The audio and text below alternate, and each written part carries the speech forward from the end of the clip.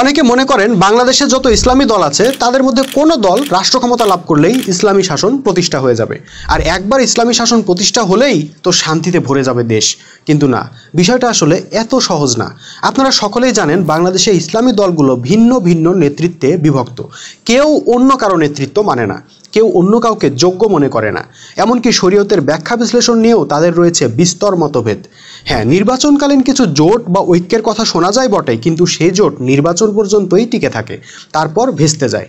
আসলে ভিন্ন ভিন্ন মতবাদের লোকগুলো যতদিন কোনো একজন ব্যক্তিকে তাদের অবিসংবাদিত নেতা বা ইমাম হিসেবে গ্রহণ না করতে পারবে, ততদিন তারা ক্ষমতায় গেলেও ইসলামী শাসন কায়েম করা সম্ভব হবে না। কারণ ক্ষমতায় গিয়ে রাষ্ট্রপ্রধান যখন কোনো আইনকে ইসলামী আইন হিসেবে বাস্তবায়ন করতে যাবেন, দেখা যাবে ভিন্ন মতের দলগুলো মানবে না।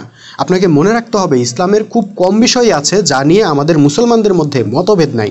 সুতরাং যতদিন আমরা কোনো একজন ব্যক্তিকে রাষ্ট্রীয় ও ধর্মীয় উভয় দৃষ্টিকোণ থেকে ইমাম হিসেবে মেনে নিয়ে তার আনুগত্য করতে না পারবো, ততদিন কারো পক্ষেই ইসলামী শাসন কায়েম করা সম্ভব হবে না।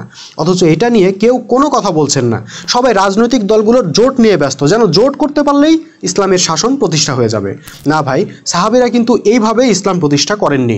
সাহাবীরা শুরুতেই তাদের নেতা হিসেবে একজনকে মেনে নিয়েছিলেন, তারপর যা কিছু হয়েছে সেই নেতা নির্দেশে হয়েছে। আমাদেরকেও একজন নেতা নির্ধারণ করতে হবে সবার আগে।